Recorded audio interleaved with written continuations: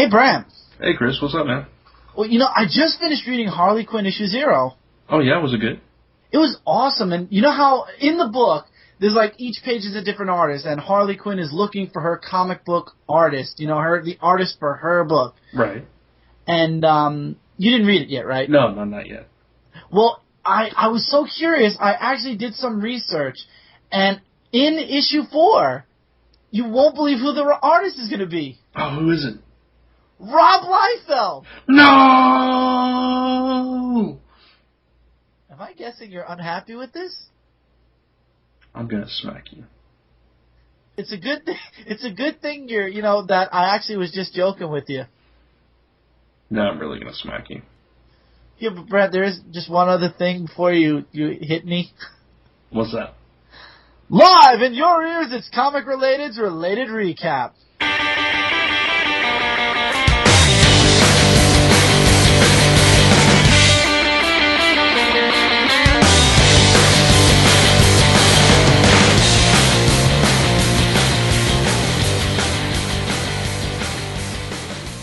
Welcome back to the Related Recap. I'm Brant Fowler. And I'm Chris Ventura. And this is episode 358 of your weekly dose of comic goodness. Oh, yeah. Yeah. And unfortunately, we don't have a whole lot to talk about news-wise this week. We're just going to dive in because we do have a loaded show, and it's Thanksgiving week, and so we're not going to take up a whole bunch of time. Before we do, though, Chris, you got big Thanksgiving plans? Oh, yeah. Lots of turkey. And Cindy's forcing me to make a ham this year also, so lots of turkey and ham. Turkey good. Ham's okay, too. Ham's good. No, I like ham, too. It's just this is the first Thanksgiving I'm actually having turkey and ham. Oh, okay. We always have both, so it's different traditions, different ways to do it, so that's cool. You guys have more scaled down dinner, right? It's not a whole lot of dishes. Yeah, because it's a small family, and it's very Italianized. Okay. Italian Thanksgiving. What about you, Brent? Our family is always, we've always had like a big family. There's always like 20, 30 people, so it's kind of like the smorgasbord where you have all kinds of dishes and you just dump everything on your plate and dig in. There's like 10 different desserts and tons of side dishes, turkey. Okay, stop it. You're killing me. I know. It's delicious. Anyway, so yeah, before we do get into this news and everything, I guess we should say Happy Thanksgiving or Happy Holidays to everybody. Yep, Happy Turkey Day. Yes. Hope you guys enjoy it. Macy's Day Parade. Santa Claus at the end. And don't watch football, read a comic. Exactly. Or watch the March of the Wooden Soldiers, which is tradition. Okay. You never watched March of the Wooden Soldiers with Abbott and Costello? Not Abbott and Costello, Oliver and Hardy. Wow, that was dumb. Well, come on, there were so many teams back then. I know. Laurel and Hardy. I don't know that I have. You should. It's a really good... You do Hall of Toys with me and you don't do... Get your butt on there and watch the March of the Wooden Soldiers. I like them, but no. Laurel and Hardy, yeah, I like them. But no, I don't think I have. That's weird. You should watch it. Okay. All right. So, not much news this week. There is one big thing that I wanted to mention that I brought to Chris's attention earlier, and it's pretty cool because it kind of diffuses anger that we both had. Oh, yeah. By about 10,000 degrees. Yeah. This week, Marvel announced that Mark Waid and Chris Samney. Why do I want to call him Samson? Samney. Mark Waid and Chris Samney are relaunching Daredevil. And no, this is not old news. We know that we've talked about the digital series coming up, Daredevil Road Warrior, as he heads to California and everything. This is a print book. This takes place after the digital story, which I believe... Apparently it's only 4 parts. Yeah, apparently. It's only going to last for February and then be done, because in March, Daredevil is relaunching with a new #1, still with the same creative team from the previous series that ends with 36 in February. So, very excited about this. I think he's staying in California, though, which is going to be weird. I'm not... No, yes and no. It's a new spin on the character. It's Mark Waid. I trust him, and I love Chris Samney's artwork. I did, however, want to say one thing. I read The Spirit and Rocketeer from last week. Yeah. I read my indie books after we do the recap. So this is from last week. I do not like the new artist. No.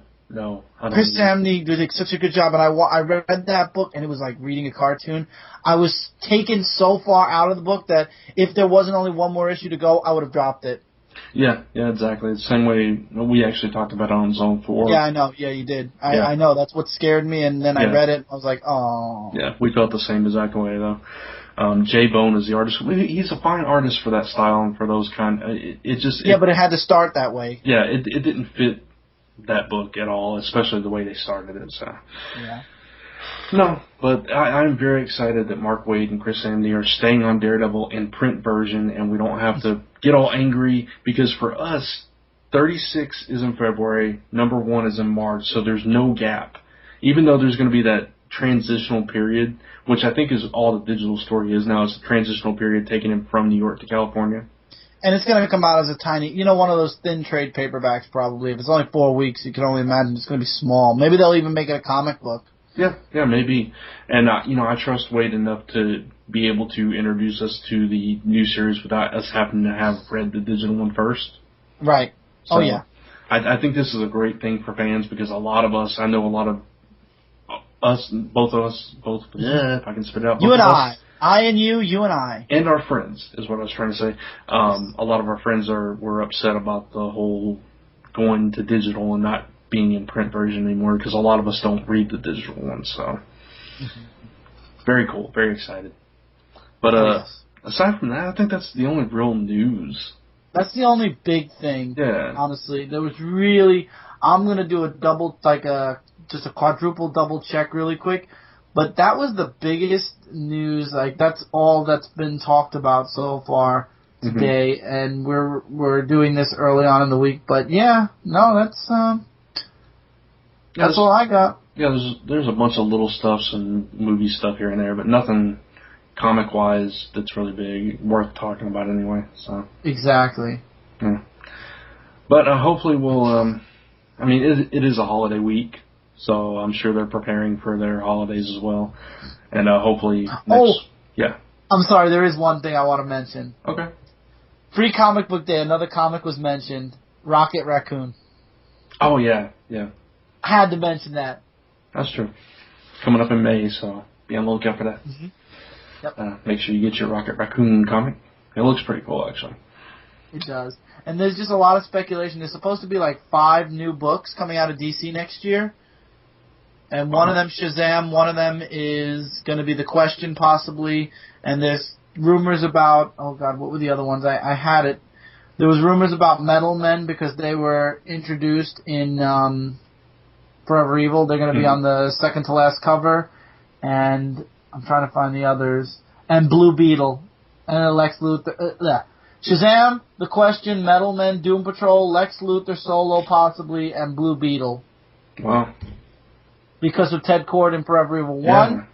Doom Patrol was briefly in as a resistance fighter for Forever Evil. Lex Luthor because he's the main character of Forever Evil. The Question because of the Trinity of Sin to get all 3 of them out there. And then Shazam because Jeff Johns already mentioned he's doing a new project. And the only other thing he's been doing is Shazam. Yeah. Cool. I'm excited for most of those. So I'm excited for all of them, except maybe Metal Men because I'm not really... And Doom Patrol. Okay, most. Like I said, most. Over on Marvel side, this was something else too. A new Moon Knight series coming from Warren Ellis. I heard about that. I might check it out. Yeah, it's interesting. One of the previous pages has Moon Knight walking around in a suit, though. That's really weird. But okay, maybe not. It's Warren Ellis, though. Who knows? It's Declan Chauvet's the artist, and I don't know if you're familiar with him. Yeah. Yeah, at Boom he did the 28 Days Later series. He's done lots of stuff since then, but yeah. So, that's cool. And there was, comic-related news-wise, this week, 5 new podcasts debuted, possibly 6. And a huge, gigantic welcome to everybody into the podcasting... network. What do we call it? The network. The podcast network. Yes, network. Thank you. That was the word I was looking for. Yep. So maybe we'll have some crossovers with them. We'll have some people on. Maybe we'll invite the View Club first. Yeah. So we got 4 of those shows are coming from the same people. It's I think they're called Cultural Wormhole, and they do 4 shows. One's on Valiant, one's on the Avengers, one's on X-Men, and one's on Fantastic Four. So. Oh, nice! So they have like little sections for everything. That's really smart. We should start thinking of these things. But it's really cool. The Valiant one, actually, as this goes up, Valiant and the Avengers one will be up on Comic Related, and then the other show, Buku Pop, is debuting today as well. So. Wait, cool. Bu-Cup, you mean?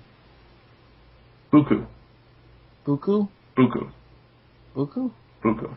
Buku. Like bukus and bukus, yeah. Okay. Yeah. So I've been saying it wrong this whole time and you don't correct me? I didn't know. See? This is the cool stuff that I'm talking about. You're supposed to correct me. Yeah, see, he gets mad when I correct him too, so I can't win. You can! With me as a co-host, you'll never win! Exactly, see? So, anyway, that's going to wrap up. I'm excited to make sure you're right. Yeah. Mm-hmm. Are you done now? Are you done? Can we move on with the show? You're right, it is Buku. Yeah, it's Buku. Yeah, Buku. Buku. Buku. Buku.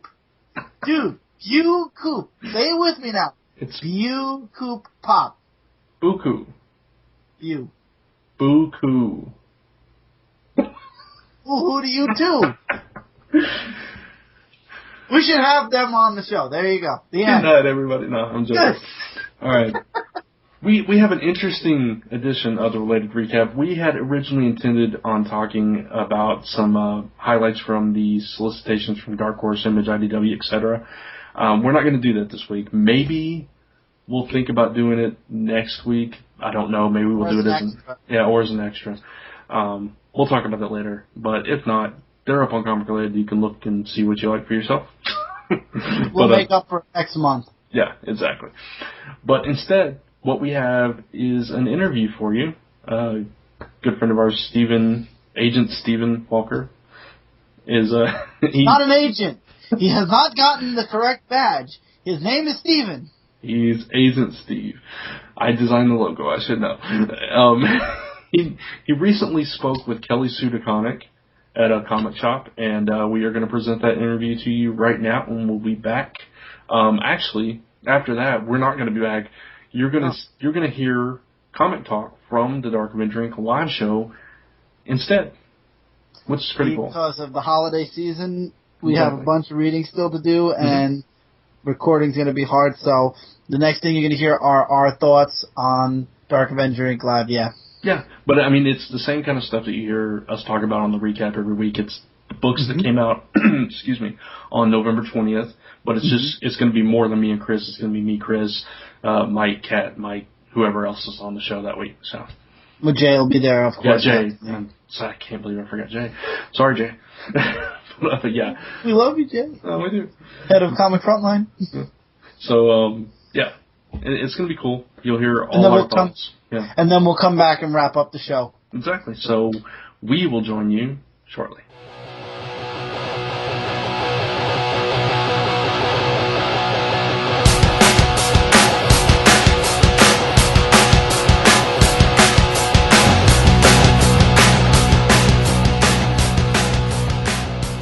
How did you get the Captain Marvel gig? Steve Wacker invited me to pitch on it. Or I guess that's not entirely true. I guess I had heard that they were looking for a Ms. Marvel pitch. And so I asked Steve, hey, can I pitch to you? And Steve had done Osborn with me before. And I had also done a Spider-Girl pitch with him that did not end up going. And so I put it together and he shepherded it through and we made it happen. So. Okay. I heard you weren't happy with the costume. Is that true? No. No, not true. I heard from them. No. So, did you have any input in her costume and everything? Yeah. Because I know Jamie did the designs for that. Is that right? Right. Yeah, I picked Jamie. It was Yeah. That was Steve got the book through and said, we're gonna, as long as we're gonna do this, let's do this. We're gonna make her Captain Marvel and give her pants. And I pushed for McKelvey to do the redesign, and they said that they didn't have the budget for it, and so I made a gamble and asked Jamie to do it, and said if Marvel didn't buy it, that I would. And then Jamie did the design, and Marvel found the money to do it because it was so great. And so I did not end up having to pay for it after all, but it was a gamble. Yes, I got my total facts wrong there. Oh, that's all right. So what was the story you heard? I just heard you weren't happy with her hair or something. You wanted it quite long or something. Oh, her hair is long. Okay, so here. Yeah, all right. Your problem is with men who don't know how to draw. Well, no, this is the problem. For some reason, I heard you had a problem with that. So the problem I had was this is not the design. I mean, it's nice. I like a faux hawk, but I don't know where McGinnis got this. This was not the design. What Jamie came up with. No, it wasn't. And that is what he did right there. And I said it doesn't match what's inside the book. Can you have him make her hair longer? And he added that on. Well, thanks. So it's. This is a long way to go for. It just doesn't match. It's off model. It's off model. That was I don't have a problem with it aesthetically. It's off model. I prefer the long hair because she is a character who flies, and I like what it does in the air. I think it helps us with the sense of motion. My only problem with the hair is that it's inconsistent across the line, and I think that that's a problem. But I don't have a problem with a faux hawk. I like a faux hawk. Yeah. It's very punk rock. It's cool. I like it. But if we could just pick one and have it look the same no matter who draws it, that would be great. And the easiest way to get a consistent look is a look that everybody understands, and everybody understands the long hair. There are people who have no idea how to draw that, as evidenced by, have you seen her in Avengers with the porcupine hair? Yeah, I don't understand that. So, I mean, it's dynamic, but if we want her to be iconic, if we want her to be, we need her to have a consistent look across the line. That is my problem with the hair. Okay. But I have written, at this point, I've given up. So the joke is that I'm going to do a one-shot where every page turn she has different hair. So. Okay. What can you say that's coming up in Captain Marvel? Well, we're relaunching with a new #1 in March. David Lopez is the artist on the relaunch, and she's going cosmic. So that's pretty good. That's a pretty big change. We won't lose her cast in the States. It will still be able to touch in and find out what's going on in New York. Because on this issue here, in number 17, you kind of left it open for the villain to come back. I did. Very good. Indeed. So, you noticed. I did. So she didn't get captured, and everybody rallied around Carol. Yes. So I kind of feel with this book, you've really made it a group book. Everybody seems to. You have a really big fan base of the Carol Corps. The Carol Corps is an awesome group of people. I love them to death. Yeah, they've been amazing, and that issue is very definitely a thank you to the Carol Corps. I'm really fancy this new villain, Grace, and so I'm hoping that she comes back. Yeah, because obviously there's no plans to bring her back because she's going into space. So. Yeah, but she's not going to be in space forever. So, also, Grace is a very clever lady. We don't know what she's capable of. And Carol has a real close relationship with her neighbour's daughter. Yes. Where did that influence come from? What was the idea behind giving her that kind of the hero aspect, the kind of idolization? I think since issue 1, we have been thinking about both the idea of legacy and what is a hero, and so having if the whole volume is bookended by, Helen is her mentor, and then she has inspired Kit and Kamala, and so there's, this notion of legacy, and then you also have the legacy of the name from Marvel, and we bookended it too with the sort of epistolary models where there's the letter from Helen and the comic book that Kit makes. Yeah, because now Carol's moved into the Statue of Liberty. Yes. What was the idea behind that? What a great place to live was the idea behind that. I was about to say, no one else has thought about that. If you were going to be, if you were going to have an apartment that sort of defined your role as the protector of your city, is there anything more iconic than taking up residence in the Statue of Liberty? And you can't go in there anymore. Homeland Security won't let you. So yeah, because I was in New York for New York Comic Con, and everywhere was closed. Yeah. You can't might as well collect some rent, right? Yeah. So, and you've got your image book, Pretty Deadly, yes, that you're doing with Emma, yes, and you worked with Emma on Osborn. Yes. Was it fun to work with her again? I would work with Emma forever and ever. Yeah. As long as she'll have me. She's great.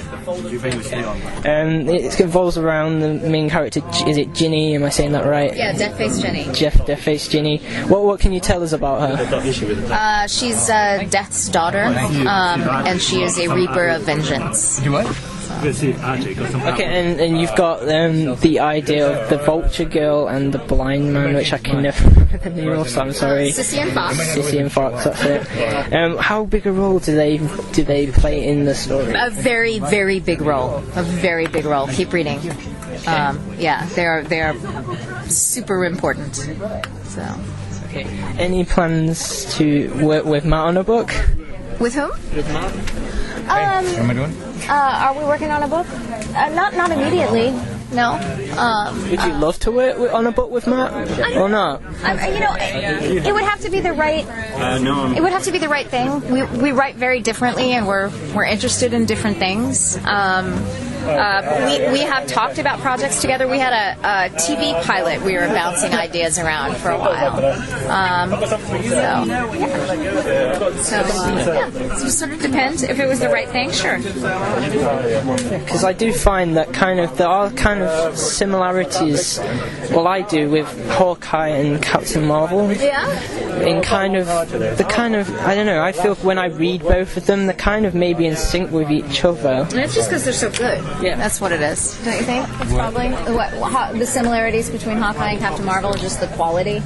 Really? I think that's probably it. Definitely. Yeah. So they're the best. Yeah, that's probably what it is. I think that's what you see. Yeah. That's the kind of joke that always plays great in print. Yeah. That always is perfectly transmitted and everyone understands the tone. Yeah. No one could possibly misinterpret that at all on the internet. No. That's my favorite thing. Well, people on the internet always give you the benefit of the doubt, is the thing. It's a generous super space. Chill. Yes. I bet they're being sarcastic, people think. Yes. That's right. And facetious. That's right. Is that Kyle back there? Hi, Kyle. It's my friend from Tumblr. I've just embarrassed him now. He's going to turn around and leave before he gets to the front of the table. We've both gone over to do creator and stuff at Image. Why was that? Do you feel... Because no one invited me to do creator-owned stuff at Marvel, I guess. I don't know. You're a freelancer. You don't want to keep all your eggs in one basket. It's a good idea to... also, this industry there's no retirement plan. What you have is what you own. And, you make a book for the company, and you make a book for you. You make a book for the company, and you make a book for you. If you're really clever, you do 2 to 1. It's because Matt's got a couple of creator-owned books out now. Do you have plans to do any more? I do indeed, yes. Can you say what your plans are? I can say that you should watch the news in January. In January? Yeah. Okay. Say that as an exclusive. There we go. And quickly, just to end, what advice would you give someone who wanted to start writing comics? Start. Yeah. Well, yeah. No, who's maybe starting, who's writing comics? No, that's my. I'm sorry. Shall I rephrase that? What advice would you give someone who's writing comics who wants to get into the industry? Make your comics. I mean, you know. It sounds a weird question. Here's the thing. No one will hire you to make comics until you've made comics. So keep making comics, and as the quality of your comics improves, they will seek you out. Start submitting to anthologies. Start making mini comics. Trade mini comics. Get your stuff out there. But the absolute worst thing you can do is sit at home thinking about making comics. Don't do that. Do it. On the desk. Be fearless. Make mistakes. Be vulnerable. But every idea is genius in your head. The trick is getting it out on paper.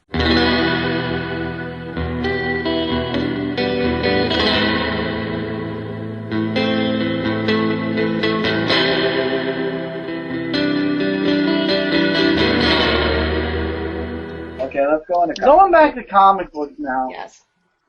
I want to talk about one thing first, and then we can go into the rest of the good books this week. We always do the best and worst, and we got to do the worst first this week. As soon as I find it in my pile. I'm going to start with us and then work our way down, because if I don't rant about this book, I'm going to be upset, and then we'll go from us all the way down the line. Right. My worst book of the week had to be this book. Green Lantern New Guardian. What the hell is going on in this book? I didn't think it was horrible, but yeah, there was some, especially I think the story arc in general kind of bored me, and also of course the Carol and Kyle thing, which everyone's talking about. But I don't think that annoyed me as much as like the weird story arc. It was just like, why are you doing this? Yeah, why? It's a utopia, but it's too good to be true. And then before the book ends, we find out why it's too good to be true. Couldn't you at least wait till the next issue? Oh no, we're just throw it out there right now. You know, the whole thing. Just throw it right in your face. Yeah. I'm not liking the direction. It's just like after this major event has happened, and you know, you see Kyle sitting there going, oh, you know, it's like, what has happened? And then to end up in this weird planet, like you said, and it's like, okay, why are you here? What's the point of this story? Yeah, the whole story arc seemed really stupid. Right. And not just that, it was also, you know, at the very beginning of the book, I mean, like you said, Mike, this whole big event happens. They think Kyle has sacrificed his life and everything, and then at the beginning of the book, Carol's like, oh, got a call. What are you doing alive? I didn't know. Carol, I had to tell you. I missed you. Of all the people in his life, he had to tell Carol. Because he loves her. Although the art wasn't bad. I gave it 3.5 because usually the art is so much worse than it was. But yeah, I don't know what direction this series is even going. And when I read it, I was just like, I kind of want this to be over now. Can I ask why? It was so long. It was so drawn out. And can I ask why, for like one panel, Kyle says, hey, I'm going to jump into my street clothes. Oh, never mind, I'm going back to my... Yeah. Why? What was the point? What was the point to him going into his regular street clothes? Right back to being a White Lantern. What's the point of the whole issue? What did I read? And wasn't it annoying that the aliens always said friend? Yeah. Yeah. It was like a fart. And even though you guys say it was drawn out, it was also rushed at the same time, which is weird. Yeah. Because, I mean, it was like, rush. Okay, you gotta find the one place that you're not allowed to go. Like and that'll be where everything is. Okay, found it. There it is. Yeah, it's the bad guys. It's like, find the place you can't, you know, it's literally not even a page turn. They said it here, and it happened here. Here's the question. Do you kind of put a little bit of this blame on Jeff Johns' run because he ended his, like, that whole Green Lantern stuff ended where they had to do something so different with it, like, because he gave everyone like these perfect happy endings, and I think there's so many different things. Like, Guardians was always a questionable book to begin with, I think. Yeah, it's always been the weaker one. You know, it's always been the weaker one. But there's so many different things that you can do coming off of this event, and for White kind of to Lantern? end up in some weird ass place with some friend-like spider-looking creatures for no point and reason, it's just insane. The only time Guardians worked is when it was Guy Gardner and it was Peter J. Tomasi. Yes. Yeah, that was the first volume. That was the one that came out right as Day started. That wasn't Guardians. That was not Guardians. That was Emerald Warrior. Oh, thank you. My bad. But it was like the Guardians title. And that got canceled. But I mean, this series, since it's relaunched, I mean, it's had its hits and misses, but this one this is rough. This one. I mean, I don't think I'll drop it just because I like Kyle and Carol, but I agree. Yeah. It's been very I gave it okay grade. I'm this close to dropping it. I'm gonna see how the next story arc starts. If the next story arc starts like this, I'm done. This is a frickin' White Lantern. The quote-unquote most powerful lantern in the universes, in the existence, in the everywhere. He's the strongest lantern. What the hell is he doing on a world where everybody's happy? And he's pretty whiny too about it. Like he's become like a very whiny character that you don't want to root for Kyle anymore, which is a shame. Yeah, I didn't want to use my ring. I didn't want to use my ring because I remember what happened with the reservoir and Parallax is still out there, but all the other entities are gone. Maybe. I love how he went. Maybe. Good lead. Yeah, but you know they're going to bring them all back. Yeah. You know someone's going to bring them all back. Yeah, of course. Mike, what were you going to say? I'm sorry. I was just checking the writer of the book to see who wrote the book. Justin Jordan. Justin Jordan, yeah. I don't know. He's been writing the book. It's a shame because I like Kyle. He is my favorite Lantern. Exactly. And it's just, I don't know. We'll see. Taking his series and throwing it in the refrigerator.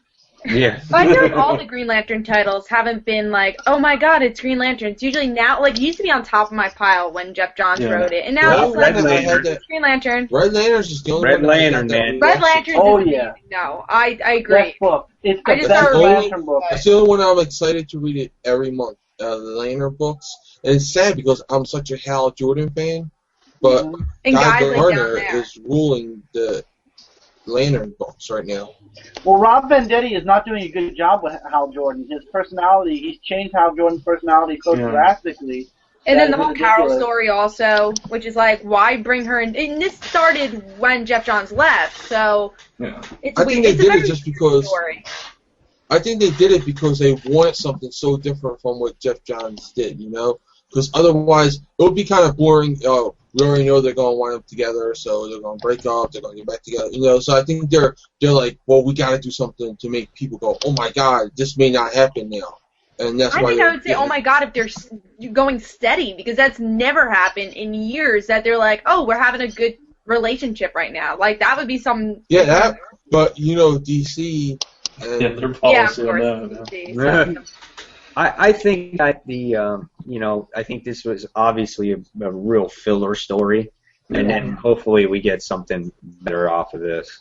Yeah.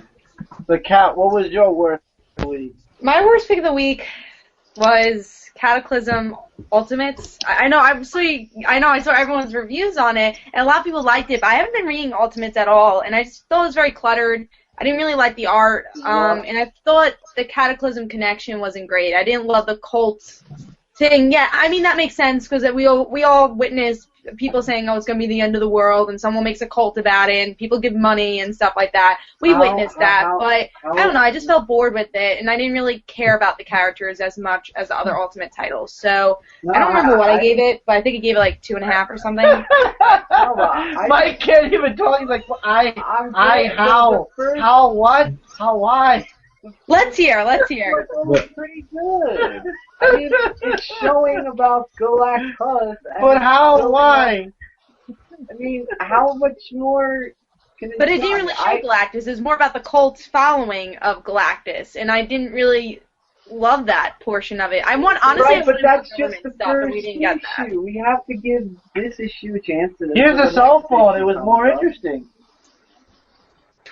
I just thought it was pretty good. That's what I think. I mean, I didn't think there was nothing wrong with it or anything. I was expecting to actually see the Avengers. I was expecting to see the Avengers. That I That's what wanted me to down. see, but I think it's going to be in the next issue. This is just a setup point of saying, oh, it's Galactus, and he's going to do da-da-da-da. I hope we get to the Avengers. I think it's going to be following these people because the Avengers are more following in Spider-Man because the Avengers are Invisible Woman, Spider-Woman and all that. And I think Iron Man was in that too. So I think they're going to be more in that series than this. I think it's going to be whatever we're getting here. And that's why I didn't really love it. Yeah, and again, this wasn't my style. I just felt kind of bored with it. As well. The artwork was pretty good. I had to look at it. I think it was a little dark for me, but I thought the artwork was pretty good. Did anybody else read pretty it? good, but again, a little dark. Yeah, I did. What did you think of it, Brant? I liked it. I thought at first it was a little bit slow, but as it got into the story, I appreciated it. I'm not crazy about the cult thing either, but when I found out who the cult leader was, that was kind of weird. Yeah. And that was kind of cool. And then as it led up towards the end, and you could see what was about to happen and what happens at the end, it was just like that. Kind of was like, oh, okay, that's pretty big. huge. So yeah. Yeah. No pun intended, right? There was one page over here. I was just looking at the art, and I was like, oh, now I remember why I didn't really love the art. There's Iron Man, Tony Stark is over here, and he has an ear in front of his. Could you guys see it? Like in front of his face. A little higher. Higher. You see that? The last panel. Like there's a random ear in the middle of his face. Oh my god! I didn't even open that up. Wait a minute. I didn't like the issue that much either. All right, Jay at least agrees with me. I didn't really like it. I think it was the weakest out of the Cataclysm. I'll agree with that. Yeah. And it really didn't contribute much to it. I know why it was an ear. What was it? It's a hologram projection, so you're seeing the hologram from the back. Yeah, but the hologram projection is not really showing anybody on it. It's just showing circles. So why is Tony there Stark's face on it? It's Tony Stark's face. You're looking at it like as if you're behind it. I don't know. the face It was weird to me. Oh, okay. Yeah. But you guys saw what I was seeing, right? At first, yeah, until you pointed it out. Sorry, yeah, I'm Jay, good what were at you saying? knowing hologram.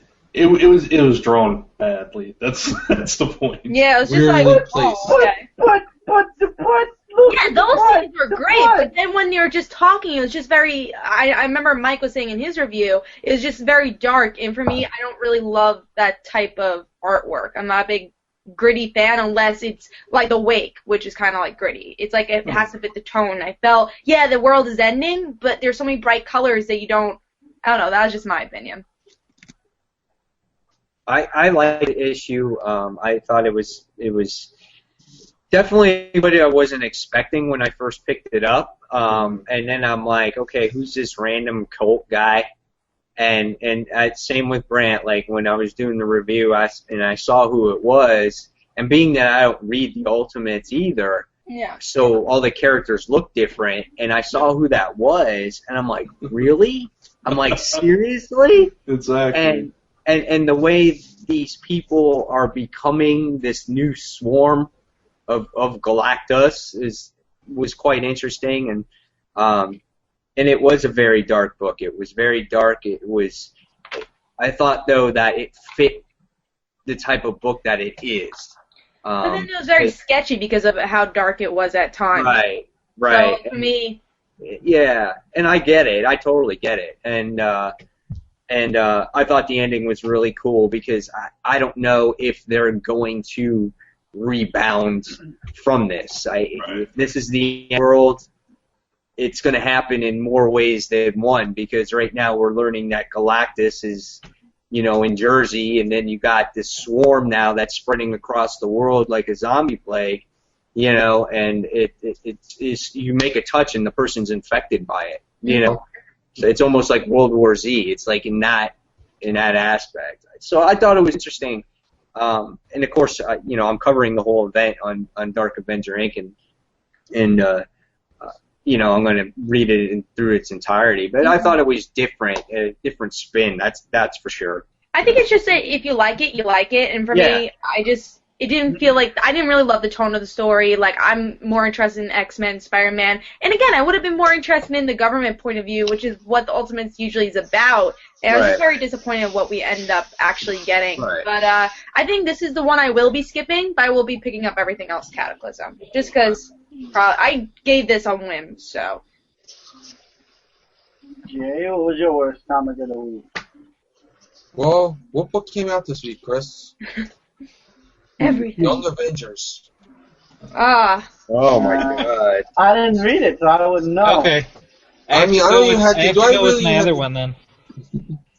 I mean, like, do you really even have to say more than Young Avengers? Nope. Trust me, if that came out, that'd probably be my worst pick of the week also.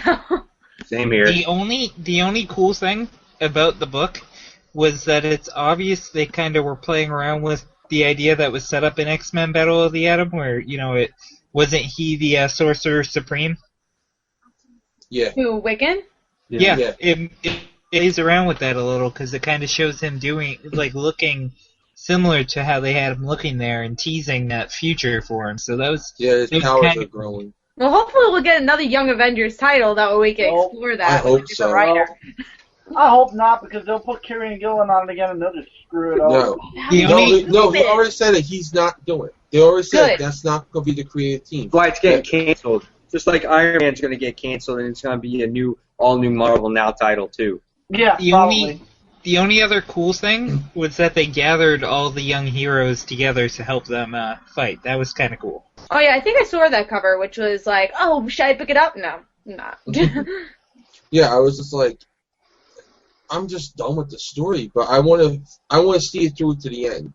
Yeah, Because it's like me and Green Team. Like, I'm just reading it to the end because it's already getting canceled. So. Yeah, I just want to see how it's going to end. Mm-hmm. If I just have this feeling it's going to be like one of those endings where you're like, really? That's how you decided to end this? 15 issues and end it like that? Yeah, I think when Green Team ends is when I'm going to end my run on the movement. Right, Brett? Yep. If we ever get back to the whole thing, anyway. If we don't get back to I it think soon, they I'm should gonna just stop cancel the lying. movement and put. I told Kat this in a text. Get rid of the movement. Put Gail Simone on Birds of Prey and let her do whatever she wants with the book. I agree. I love Gail Simone's Birds of Prey, and I was telling Jay on text also, it's like the reason I didn't pick up Birds of Prey at first was because Gail wasn't writing it, and I'm kind of happy I didn't pick it up because Chris said the first story arc wasn't so great. I might pick up volume 2. I don't know. That Black Canary costume, oh god. I know. Really, Why mess with a perfect costume? Her costume was perfect. You don't mess with perfection. You don't. Look what they did to Or Supergirl. Katana's costume, too. Yeah, well, at least Katana's not as, like, especially now that Arrow's on, Black Canary's getting a lot more popular now, so you don't change a character like that. Yeah, I mean, that's one of the reasons I wanted to, read Birds of Prey. Her but... and Power Girl. Her and Power Girl. No reason to change their costumes. I mean, why? There's just, like, no logic behind changing costumes that took so long to get to the point where they were perfect. Mm-hmm. To regress back to like the 80s, because that's exactly what they look like. The 80s. I still can't get over Red There Robin's was something I was thinking about. There was something I was thinking about, but I want to finish with everybody first with their worst comic, and then I want to just pose a question because I don't want to ruin the article that I might be starting to write. But it's something I was thinking about at work today, which I shouldn't be thinking at work. I should be working. But besides the point. That's overrated. Yeah. Eric, what was your worst book of the week? So since Jay took my original one, I'm actually going to go with... no, it's fine. I'm going to go with Cable and X-Force. Oh, I had Another to bad drop one. that series. There's only one good thing about the whole book, and it's a relationship that, we first saw evolve and grow thanks to Dwayne Straczynski, and that's obviously the Cable and Hope relationship. Seeing that played around with is always something good. But that's the only good thing in the issue. I can't stand this Force Colossus Colossus and Domino. I know. Yeah.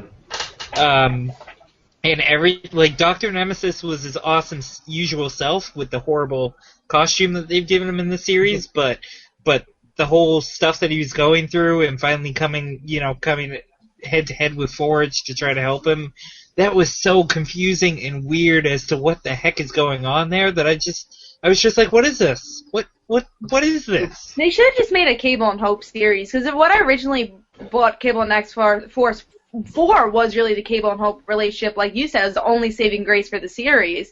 And, everything else is just so filler. Honestly, so boring, I'll say. It's not saving it.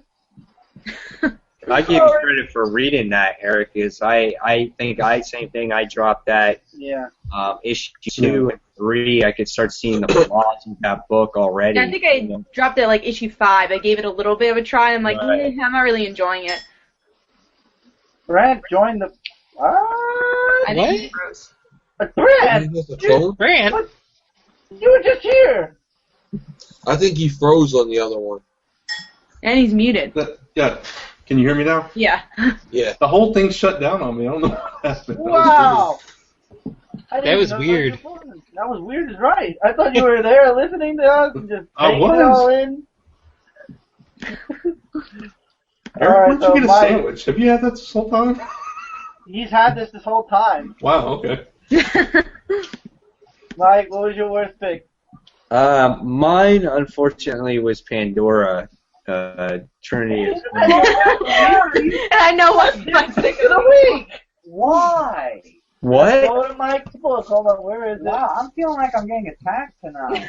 Well, I didn't know about the whole thing. No one's saying anything against you, Mike. Jeez. Yeah, it's not against you. I didn't know you wrote it. It's against your comics. This book for me, obviously, is heading to the Blight situation. Yep. And half the issue I felt spent with Pandora pointing the gun at Alfred's head. And I'm just sitting there going, okay, what's going on? I don't need to learn more of the history of Pandora, about the box, about the sins. It was the same thing that I've already learned about her.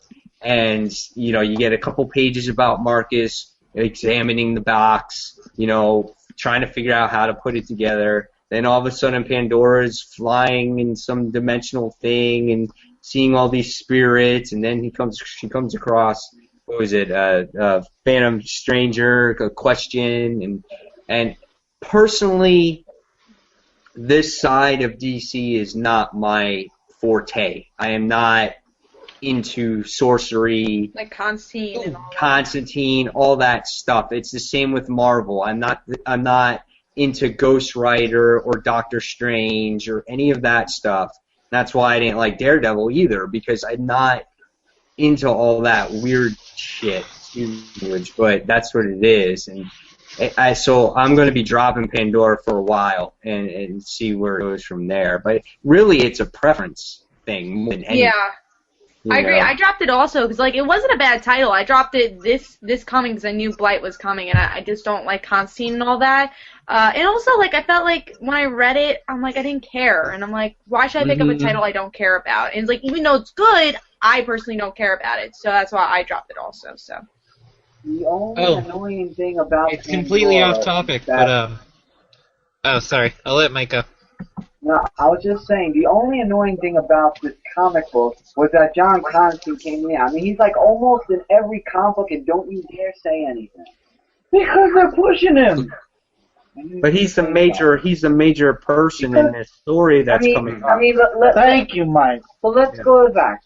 He's been in Swamp Thing. He was in All-Star He's Western. always in Swamp Thing. And those are all the dark titles. All-Star Western, you gonna tell me what's creating that too? All-Star Western? No, that was just his thank you. And then this one, and then well, he's part of the Trinity of Sin!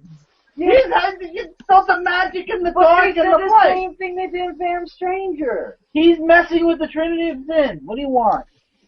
I mean, that's just the annoying part. Other than that, I go with creative in the other sense. Oh, Chris. Yeah. Completely off topic, but Look what I now own. Let me see if I can get it into view.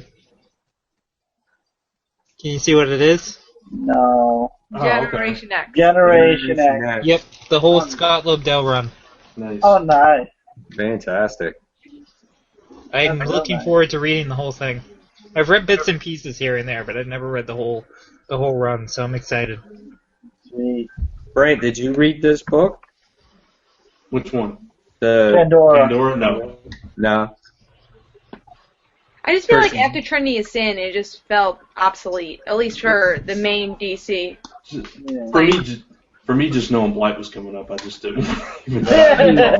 I just thought that this was part 2 of this story, so I thought it would really conclude it, and I felt that it didn't. So. And it was just, I don't know, it felt really weak and dragged out. And the only thing why it has that Forever Evil banner on there was because of Alfred, and that was it. Otherwise, it had nothing to do. That's the Blight banner. Right, so then these books that are tying into Forever Evil are going further and further and further away from it really calling it a tie-in at this point, But they've always been like that. Yeah, true. Yeah, exactly. That leaves Brant. Yep. What's your worst pick? Well, since you took New Guardians, I'm going to have to echo Mike and say Daredevil was pretty weak for me. I agree. That was a weak issue this week. Yeah. I think it was very weak and a very quick read and a very point A to point B.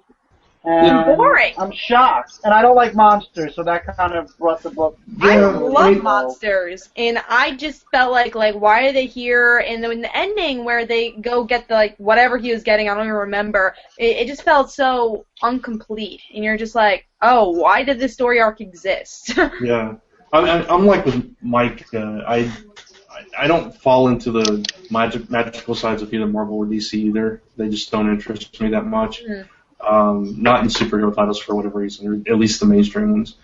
So it just on last issue, because it came out around Halloween, I didn't mind it. Right. Because it kind of made sense. It's a one shot. Yeah. So I mean, I but can this accept was like it a for continuation. Yeah, You're it was like, a why did this continuation of that. Exactly. That's the way I felt about it. So I wasn't crazy about it. And there was a lot of I felt like there was a lot of weak issues that came out this week, and there's just a lot like issues like Daredevil and Green Lantern New Guardians, and it's a shame that, in my opinion, there was only 2 good books that came out this week. Mm-hmm. Now, really quick, before we get into our best pick, there's actually 2 things I want to talk about. One thing I wanted to actually kick the show off with, and completely went over my head because we jumped on. And second thing is something I'm actually writing about, and I don't want to go too into detail, but I just want to know what you guys think of one thing when it comes to comic books. And actually, Zenoscope, their latest promotion for Age of Darkness, is what made me start thinking. In Age of Darkness, they say there's going to be a shock in issue 100, but they're not doing it for the shock value. They're doing it because of the build-up that they've been doing since issue 1 all the way through until issue 100. And it really made me sit there and think, and you know what? The shock value in the reviewer-reader stock market is very low right now, because I feel like every other month some writer somewhere is looking to throw a shock at us, and we're so used to the shocks now that it doesn't really shock us anymore. It's not as shocking as if nothing happened for about a year and then something big and shocking happened. I think you bring up a good point. I think the reason we don't feel as shocked is because it's not organic for the story. It's usually for a cliffhanger. And I'm going to go to television or movies. When we have a shock value, it's most of the time not for the cliffhanger. It's most of the time because the story built up to this point, and you're like, whoa, I didn't expect that. And I think with comics, it's more about the shock value to sell comics, and it's less about this has organically happened. And with the indie books, I'm thinking Jupiter Legacy, the last issue, where you had this shock value, but it's so organic for the story that it became a lot of our pick of the weeks. I think also we have so many shock moments in comics over the years that we've become a little desensitized to it. I think that's what I meant. That's exactly what I meant. So, I agree. It's like when everybody was dying in comic books. Yeah, exactly. Like now Superboy's dying. Who cares? You know? Yeah, now Superboy's dying, and some other people died. Come on, I don't care anymore. It doesn't change. As a fan base and a readership, I think a lot of people are now starting to get tired of and then this issue, someone dies, or everything changes forever. Yeah, everybody's kind of tired of it. Again. Burnt out on it. We'll never be the same again until 3 issues later when we reset everything back to the way it was. I think part of the problem is it is today's social media and everything else. I think that's a huge problem. I mean, you know, we do the solicits on here, and what it does is when you see a solicit and you see a cover and you 3 see months in advance, it kind of takes away that value. So every time, you know, there is that one comic out there that surprises you, or they don't announce something and you read it, you're totally shocked. I'm trying to remember a comic that was most recently that had that. I was talking about Jupiter Legacy. When you're gone, that's something I was thinking of. Like, it was a shock value, nothing was announced. And then even the comments before were like, we were talking about Uncanny Avengers, and like, oh, we don't know if things are going to happen because there hasn't been press about it. Yeah. It's like, that's also a bad thing, because then people don't pick it up, and then, like, I'd rather not have press about it, and then the comic fans talk about the issue and, like, pick this up. I'd rather that than the press, but obviously you understand about the press also. Like Walking Dead 100. Well, yeah, exactly. Yeah, I mean that they kept that so hush hush, and when that happened, the value of it was just astronomical. You were just like, I can't believe that Glenn just got killed, you know, and the way he got killed was just so memorable. It's a scene that can literally stick in your head forever. And I can remember my reaction, what it was when I actually read it. I actually like turned my head for a second, going, "Oh my god, I can't believe that just happened." You know? The Invincible reveal. Which one? Which one? Oh yeah, with his father. His father being the villain. The father turning out to be the villain. I wasn't reading Invincible at that time. Yeah. What issue did they reveal that? That was 20. Was it 20? Oh yeah, I read that in trade. So it was it was like 19 or 20, because it was like 2 or 3 issues after they flat out killed their Justice League parody. Yeah. And then, you know, it's revealed that, you know, his dad's actually supposed to be there to conquer the planet, and Mark has a decision to make on whether or not he's going to go head to head with his father or, you know, work with his father. And obviously, by this time in the title, things have changed pretty heavily, but at that point, it was so, like, shocking and different, and just like, this isn't the superhero book you thought it was going to be, and that's the kind of reveal. Like, something like Chew, or, like, Chew does that well. All indie books do it pretty well. Proof did that really well. Like, Alex and Riley did that really well with Proof back in the day, because like you weren't expecting shocks and amazement or anything like that. It was just like it's this book about for those that don't know, Proof is basically X-Files meets like one of those Finding Bigfoot type of shows, because it was all about Bigfoot. John Prufrock, who's this character that was basically a Mulder kind of character who went to look for other cryptids because he was a Bigfoot in a suit, and he was awesome. He's a really great character, but like all the mysteries and shocking revelations along that whole book were just you know, planted in there without ever having to promote it, going, and in this issue something major happens. It was just the something major that happened would build into the rest of the mystery and make you as a reader go, I want to read this. I'm excited for the next issue. They didn't flaunt their shock factor. They just let it happen. Yeah, exactly. And I think, there's a difference between shock factor and something that's organically happening. Right. And I hope that the comic book industry kind of reverts back to having an organic story, and then when it happens, you're like, oh my god. And I'll give it to Superior Spider-Man also. That organically happened. It did happen. It was something that was building up. And even though it was a press thing, I feel that it was a shock that was in the story. So. Right.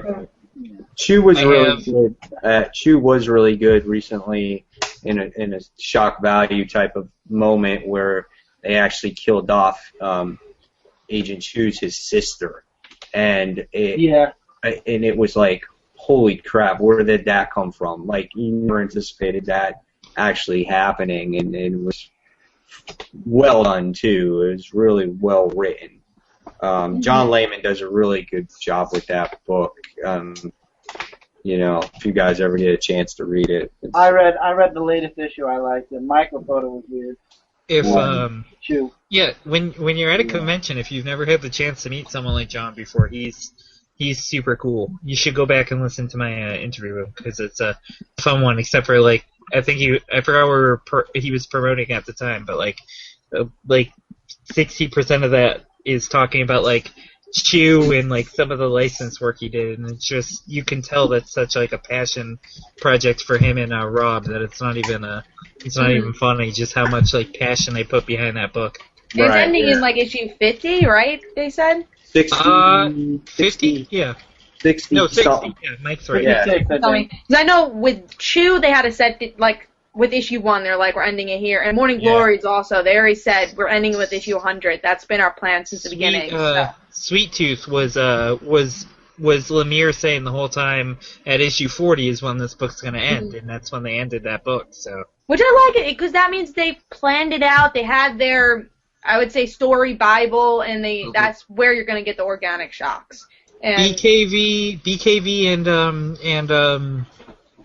why can't I think? Oh wow, my brain. I'm not thinking Why the Last Man. I'm thinking, even though that had the set end date too, but I'm thinking Ex Machina. Tony Harris. There we go. Why couldn't I think of Tony Harris's name? They had that set issue number, and like that whole last year was just a build up to the fact that it was the last year and something major, was going to happen, and that's the way like it was teased. And it's interesting on like those books that have the set ending. And like they tease certain things, like you'll see something happen. You'll see something happen in like the first or second year, and then you won't see it paid off on until towards the very end of the book. Like those are those kind of really cool writing mechanics that I love. But my book of the week, real quick, probably everyone's book of the week was probably Harley Quinn. Issue 0 was a phenomenal book. It was excellent. It was well collaborated between all the artists in the issue. Phenomenal read. I thought it was Harley spot on. It's all I can say, and I think it has a potential of being a great series. So, and that's all I have for right now. So, Mike, have a happy Thanksgiving, and we'll see you next week. Mike, bye. Bye, guys. Thank you. Oh, yeah, one more thing I wanted to say.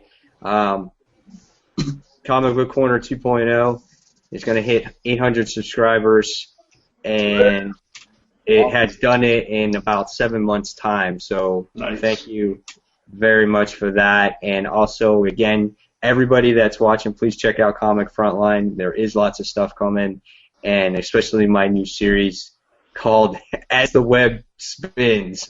Can't wait. Which we still don't know what it's about. I know. I want to know that so bad. Yeah. I don't even want to be spoiled. I want to find out. It's going to be some things. You'll see. So, I'm still in the inkling stages of trying to truly figure it out myself. But it will come. And once it's there, I will announce what the series will be about. So, all right, guys. Have a great Thanksgiving, and we'll see you next week. See you next week, Mike. Bye. So, really quick to conclude the things I'm thankful for, I just want to thank each and every one of you out there that are watching this.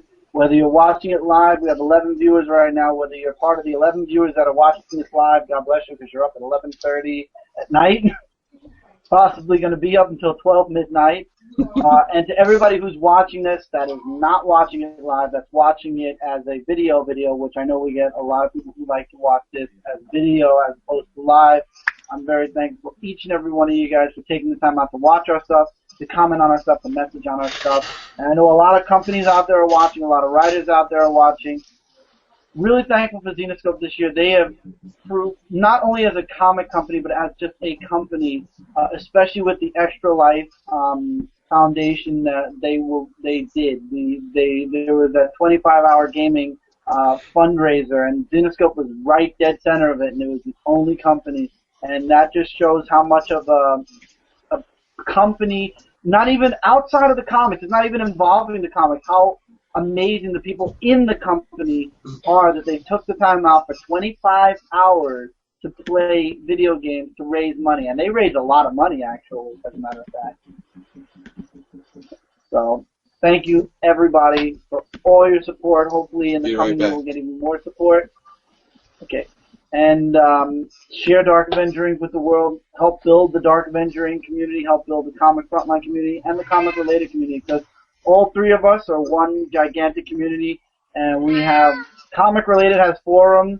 We have our comment boxes and messages that you can send us personally. There are a ton of ways to get involved with talking with any one of us. Twitter. Jay has been killing the Twitter. Yeah, I think I saw someone, I don't remember who, and I'm pretty sure, yeah, it's for Comic Frontline. One of the companies actually said, we're going to use that hashtag, and I thought that was so cool. I know Jay's not even here right now. Jay's been killing it. They're like, we're going to use all that Jay. now. And Jay has been killing it with Comic Frontline, and Jay's has been killing it with the Twitter. It's amazing. Yeah, we've gotten a lot more followers on Frontline and Inc., which is really cool to see, so. Love it. Are you cold, Cat? I am freezing in here. It's just this room. You just noticed that, Mike? Yeah, she's been doing that since the beginning of the show. I've had this blanket. Well, Mike did come out. Well, for like the first half hour, she didn't have it. Yeah, I had it on my seat, but I was like, I told you to go get it. That's how I knew you had it. Yeah. I need to get a heater in here. It's like too cold. Like, I gotta do live shows. I need a heater. I do, and like my mom's like, oh yeah, we'll get you a heater, whatever. I know you're in that room a lot, and maybe Christmas or something. Like, Merry Christmas, here's your heater. Here, I hope you don't die. I hope you don't die in that room. All right, so we're gonna start with Brant. Brant, what was your? Let me put it this way. Give a show of hands. Was your best book of the week Harley Quinn 0? Show of hands. I didn't get to read it. Well, it would be if you did read it. I know, I know without any hesitation that it would have been my book of the week. My book of the week is actually it's a tie, and one of them is going to get me into deep trouble with Chris. All right, so since we all liked Harley Quinn 0, let's hold off on Harley Quinn 0 and hear what Eric likes, so we can all beat him up at once. Compliment. No, it's only going to be you. Smart pick. It's only going to be you, and you can guess exactly what it is. I know, because you told me already. One of the two. I'm interested now. One of the two is actually the second issue of Long Shot Saves the Marvel Universe, because it is Alright, guys, I'll be back. Okay. It's such a fun and bizarre book. Like, it's really hard to describe because it's just like there's so much weird slapstick. Doctor Strange was in. That's what made it even awesome. And just these weird two new characters that they introduced, and just poor Longshot having to deal with once again having his memory completely wiped out, and it's just all this bizarre and fun stuff, and even Dazzler's involved at one point. There's just it's just so much to love about this book, and I could not recommend it any higher. And it feels exactly like he's been written for the last couple of years now, so that's a plus. And it's a very fun book. Absolutely. And the other one is, and I'm giving it to this, and before Chris even so much as jumps on me, it was Christos Gage writing it, not Dan Slott, so you can't automatically go Slott. I know what you're gonna say. The Superior Spider-Man Annual, which was actually a lot of good, and a lot of good. I can't jump on you. It was very, very good and a very interesting read. And I'm really curious as to where they're going to take what happened with Aunt May and what she discovers there, where they're going to take that. It anywhere, honestly. But I agree. That was a really solid book. I enjoyed it. Well, there's one thing that, like, I've already determined there will be at least one new comic day strip in the new year devoted to Eric having a nice heart-to-heart with Spock. Because in the first, like, I want to say it's somewhere in the first 10 pages of the book. It's right after Doc comes out of visiting Aunt May and her husband. And he says something along the lines of, actually, let me get the exact quote, because this is how angry I was after reading this. I texted Chris. Well, actually, I was wrong. Him. I was wrong about the annual. It's not part of the trilogy annual that I thought it was. I forgot who.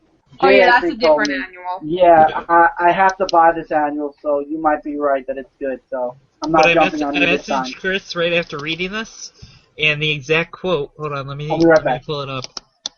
The exact quote was, okay, here it is. So he's in an inner monologue, and he goes, "Such a dear woman. Jay was right. Parker never did truly appreciate her." I remember that.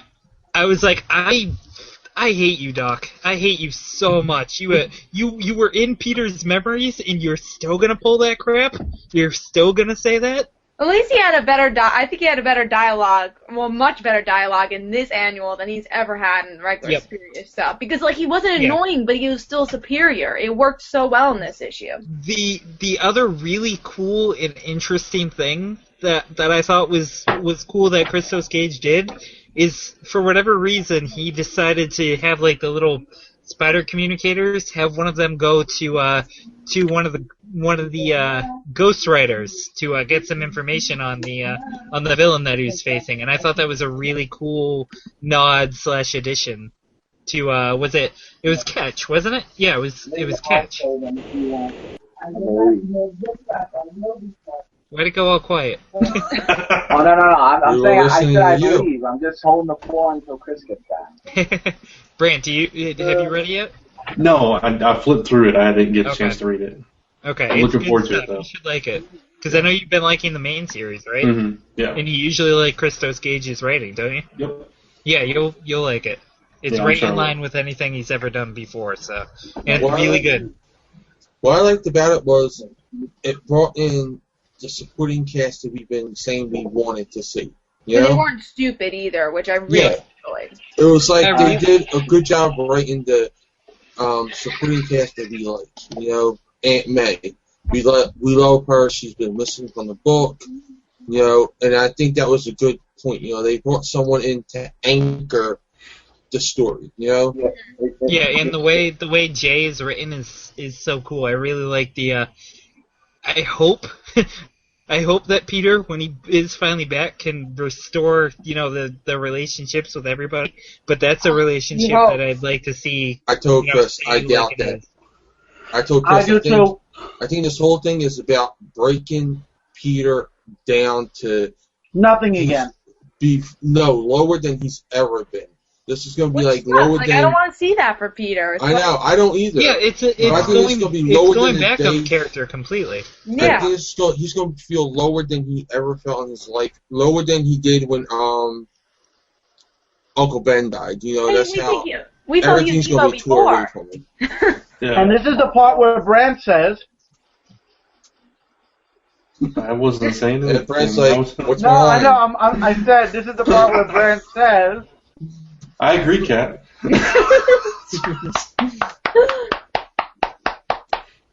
Harley Quinn issue 0 was freaking awesome.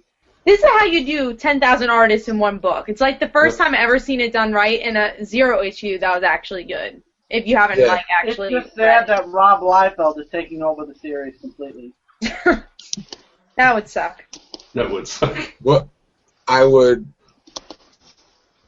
know. I think I would. I wouldn't pick up the series. That's for sure. I wouldn't pick it up, no, because that would be a disgrace to the character. Yeah. I liked it. I liked that it was like Deadpool kind of for the DC universe, where it's breaking the fourth wall in every turn, but better-ish. Know why I think it was better? Deadpool's humor seems to be Childish. everywhere. Well, and everywhere. It's like you don't know what he's going to do or what he's going to say, and it's like too random. Harley is random, but it's her, you know? It's her randomness. Where He's always Deadpool's, been I think, hilarious. his voice isn't clear, you know? Mm-hmm. I think Harley Quinn's voice was very clear here. You know who she is. She stayed true to herself. And what Mike Spider Slayer said in his review, I was thinking the same exact thing. Last time we had this many artists in the book was Dial E for Evil, and that was hard. Total opposite of that. Yeah, this is like the best. Jay and You can't get better than this. Jay and I are disagreeing on a lot lately. I feel kind of bad.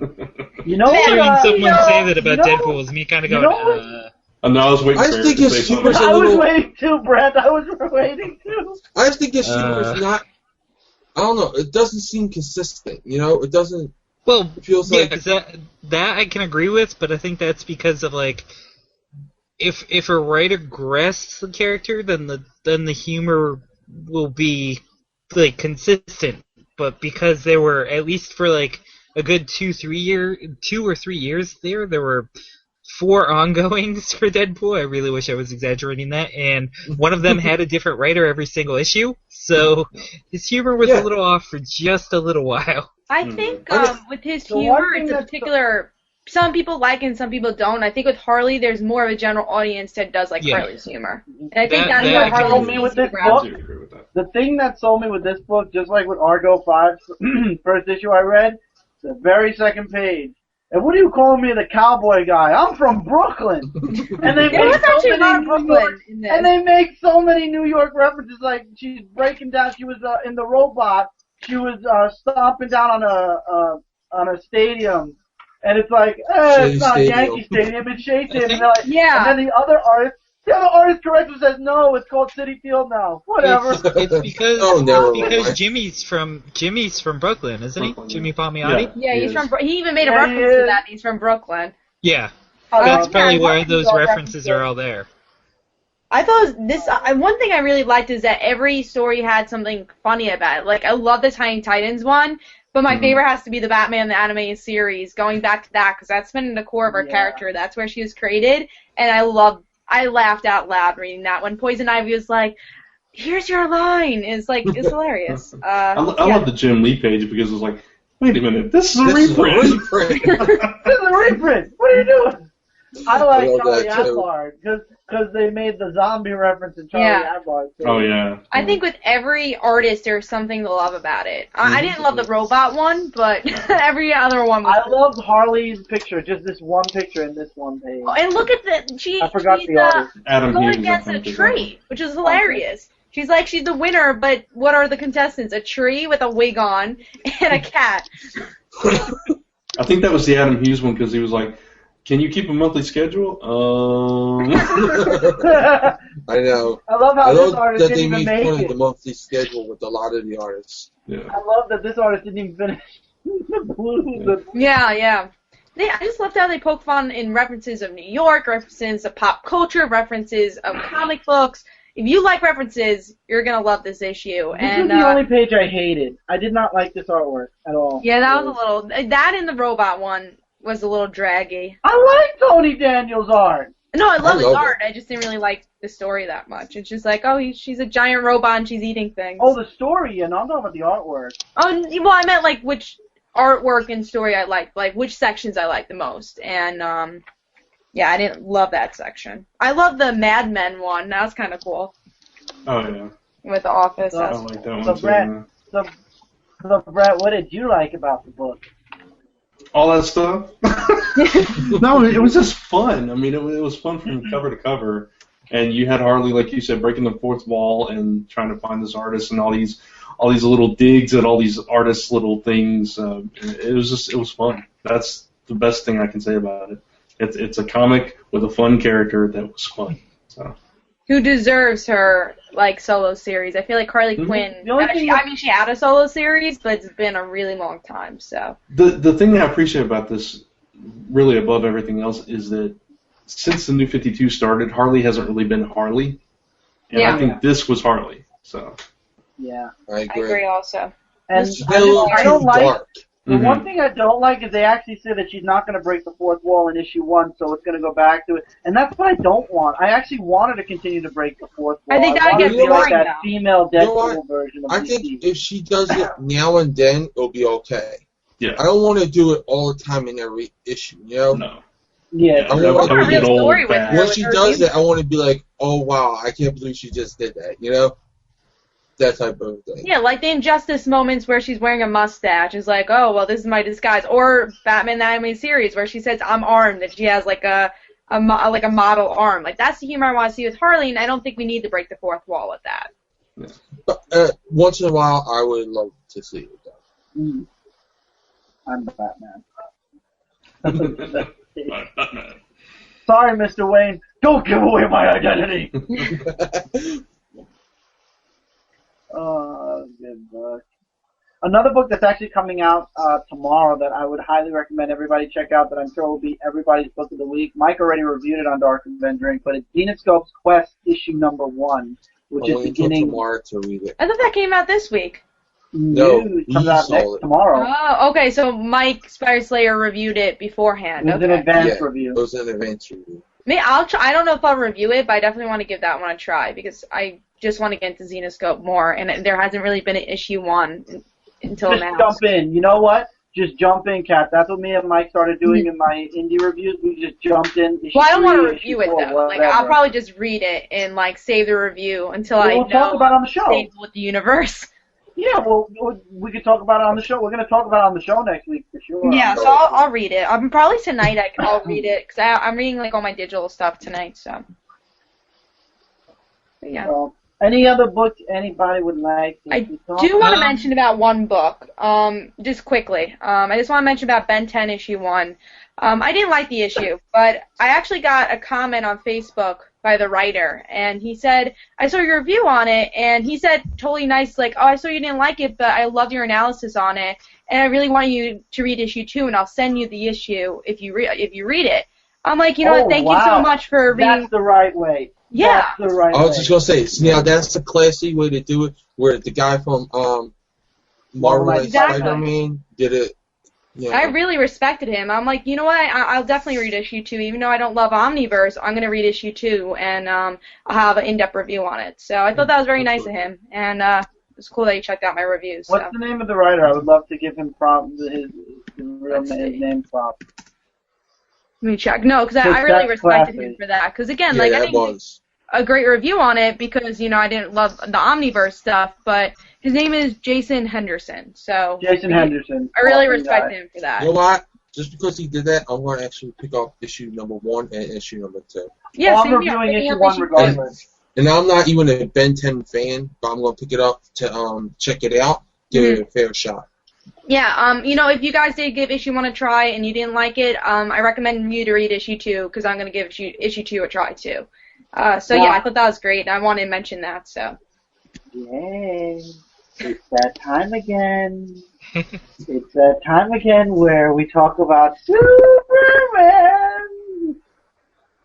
Supergirl, part 3 of 4 to the Return to Krypton. Return of Krypton. Well, we now know how the Eradicator comes to the present-day DCU, right? Can we forget about it? I don't think we're going to be allowed to. Can we just forget about the Eradicator? I mean, I want David Connor Eradicator. Nope, you're going to get this Eradicator. Firestorm, Kryptonite Man Eradicator. I love this costume for Superman, though. I wish they would have kept the silver and black. I'm telling you, they're going to revisit the Death of Superman in this arc. They're going to revisit it. I don't want to revisit it. Because remember, they mentioned it in the annual. I don't want to revisit it. And what picture did we see at the night? Remember? He was standing up just like that. I don't want to revisit it. They're going to butcher it. Did anybody read Supergirl other than me and Jay? I haven't been reading it. I miss my old Supergirl, so I just not invested enough. Well, she's gonna be a Red Lantern soon, so you won't have to worry about it. I think that might be interesting, but only because, again, she's been butchered already from the New 52. Exactly. I could make my usual joke, but Chris already knows that one. Thank you. Thank you, Eric. And Brant, yeah, what? I was gonna say, Brant, Rogue's Rebellion issue 2. I was about to bring up another one, but okay. I was thinking I read your mind! Oh! Didn't work this time. Didn't work this time. You mean this Supergirl cat? Yeah, I haven't been reading Supergirl. Well, yes, that is the best. Is that the last one? Because that is one of the best stories I've Any ever Happy read. Returns, yeah. Love that. I love the ending, like the letter she I just did. reread it. If you Because haven't of read this that, month's Supergirl, I want to reread A Happier Time, so I reread this. yeah, I mean, if you want a different Supergirl, different type of Supergirl, go read Linda Danvers, because it's one of my favorite series. And, There's two and then different also, versions of Supergirl in this one. yeah, oh yeah, and there's regular Kara also there. I think that was her return, right? Yeah. No, Superman It Batman was the return of the classic Kara. Yeah. The, pre-crisis Kara. No, Like the return to wasn't go into pre-crisis 2007 return with series. Superman Batman second story arc? No. This was Kara before Crisis, because remember there was before like Crisis, you're right. Okay, yeah. I'm there gonna was, like, get she mine dies. too. I just want to see if I could find it on. I literally just got done reading. Alright, so Brant, what book were you gonna pick? What book were you gonna pick that I didn't get right? I was going to ask if anybody had read Red Hood and the Outlaws. I know you didn't. I did. You did? I did. I thought it was... You know what's good? Found it. Go ahead. You know what about the series that I said it before, and I'll say it again every time. Whenever it's about Jason, it's awesome. Mm-hmm. I agree. And, you know, we talk about the zero-year tie-ins, how they're kind of unnecessary and everything. But I really liked this one. I mean, this one was the best so far. Yeah, I mean, it was Jason's first time in a Red Hood mask, which was pretty cool the way they did it and everything, and the way that all came about, and the guest starring character that popped up in it as well.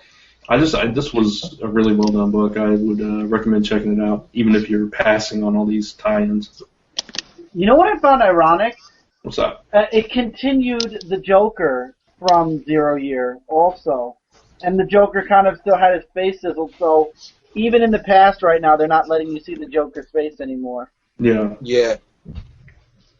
So did you read it, Chris? Yeah. Okay, I didn't think you'd read it yet. Yeah, Chris. No, I read it. I read it because I love Jason Todd. This was definitely a tie-in to Jason Todd, so I had to read it. Yeah, it seemed like one of the better ones. And I read Birds of Prey, and that wasn't bad either. It was less zero-year stuff, so I enjoyed that. But so far, Red Hood was the best, I think. Yeah. I liked. Let me think. I think I liked Nightwing, because I didn't read Red Hood. I think I liked Nightwing the best. I heard Flash is supposed to be very good next week, though. See, I can't get past Nightwing's involvement in his parents' death. Yeah, the one thing I looked at in that issue, though, was going back to Haley Circus, which was the beginning of the Nightwing New 52 series, and I think that was the best time for that series. Now it's just kind of like, oh, it's a good series, but not as good as it used to be. Right. I agree.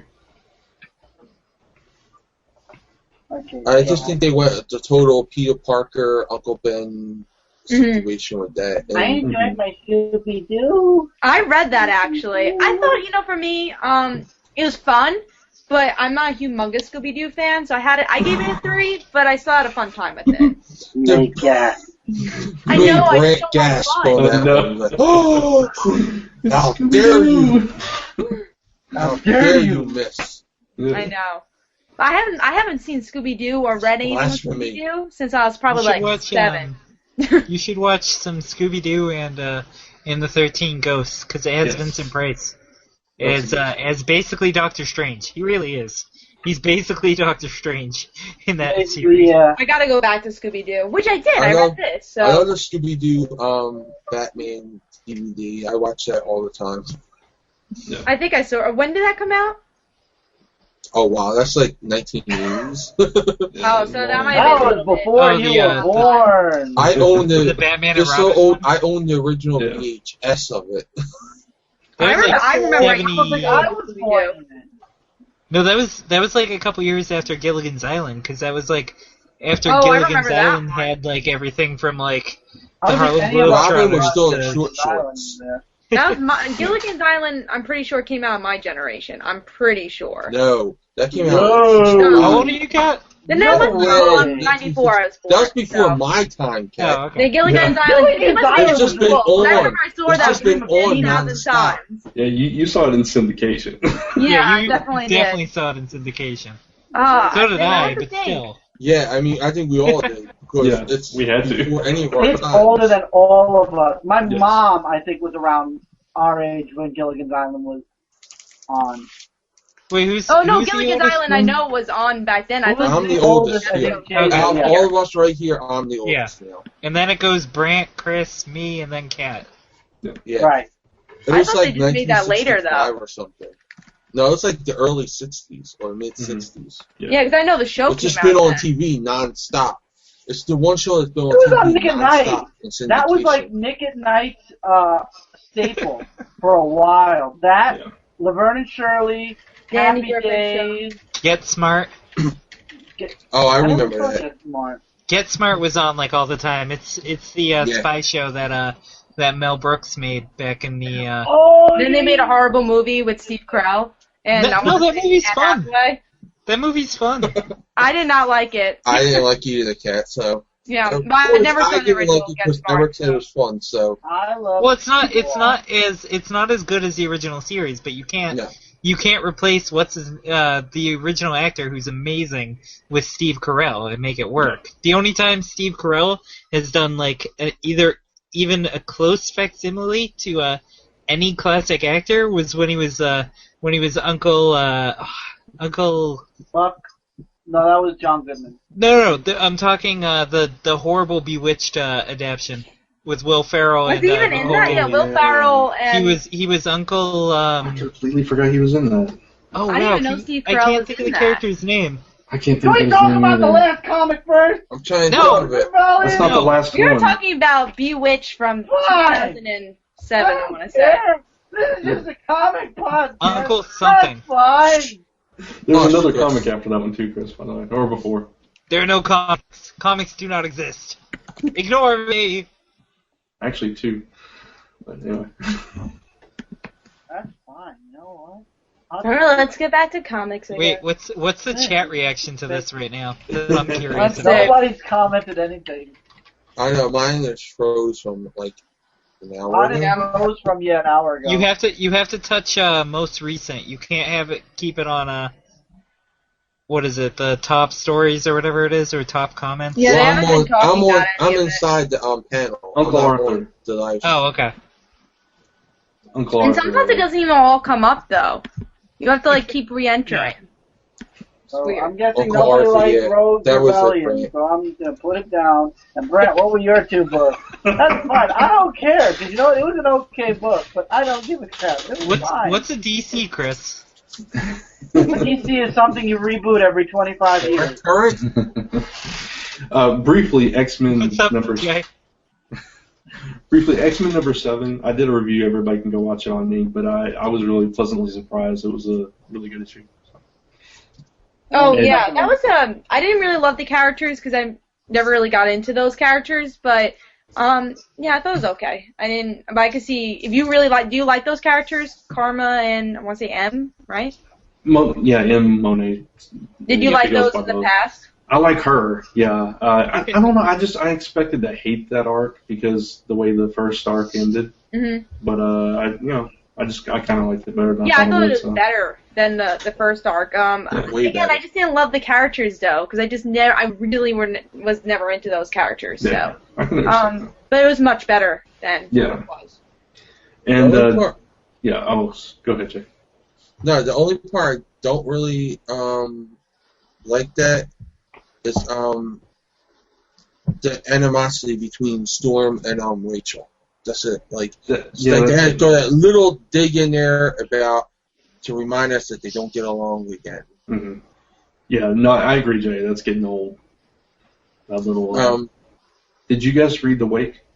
I did. That was my I second started. thing. I haven't finished yet because my indie review I usually do at the end of the week. But go right ahead and spoil it because I already cheated and looked at the last page. So. It was great this issue. If Harley Quinn didn't come out, this would have been my pick of the week. Yeah, it was worth the wait, I think. You know, and, it is. Because it's Scott Snyder and it's Sean Murphy's art. And Sean Murphy was at New York Comic Con, and if I was smart, I had a poster that was the Wake 1. I could have had him sign that. But no, I had to leave it at home after the first day. Chris. Eric, it has me waiting for it. Yeah. I didn't get the Wake sign, the actual comic. Yeah. It's got me... Yeah. Go ahead, Chris, sorry. No, I was saying, yeah, and that's all I was going to say. Yeah, it's got me, like, I can't wait till February to start the next Me arc. either. And well, how do you think the future girls related to this one? Do you think they're actually literally related? Because I feel like they are. Yeah. They're the same. Yeah. Because I don't know how the boy survived, but that has to be like her granddaughter or something. Yeah. In a weird way, it could be her really in the future, but I don't think that's it. But yeah. Maybe she's immortal. She could be, but I don't feel like she was really supernatural. But you never know. She could, like, something could happen in the water, and I think it's like her granddaughter, though. That's mine. Because her name's Lee Word, and the girl's name in the past is Lee, so similar. Highlander. The only one. Wait, what book comment on that? They like chopped off the head of an immortal or something. That was Red Hood. Red Hood. Okay. Yeah. I knew there was some. I couldn't think of. Go ahead. Go ahead, Jay. No, I'm done. I just couldn't think of the book for some reason. Did anyone check out Thunderbolts? No. No, I'm avoiding You mean that. the horrible art in that book? Yeah, the art is terrible, but there's jaws really, like this.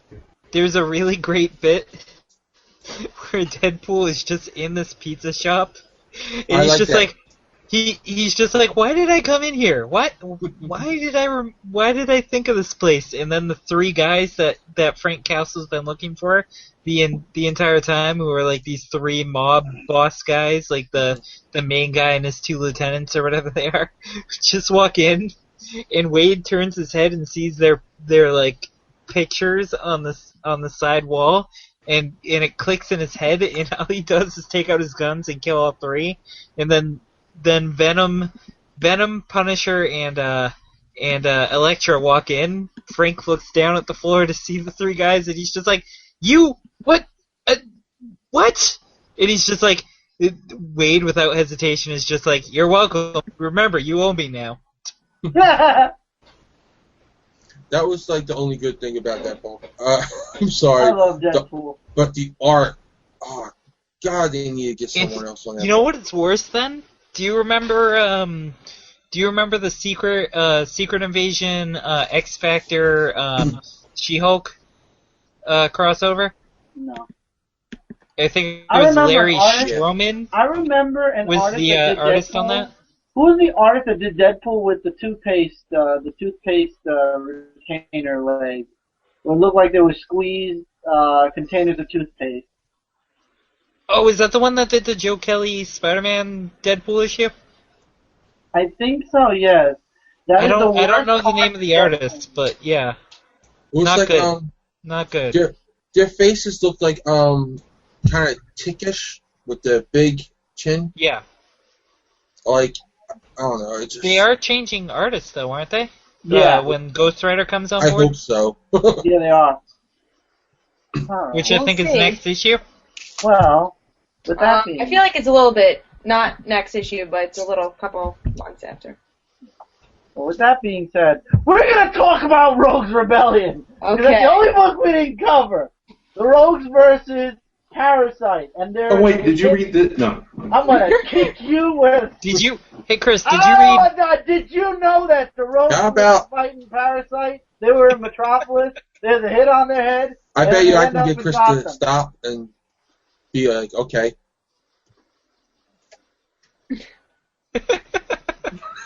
You did without doing anything, No, Jen. I saw the cover.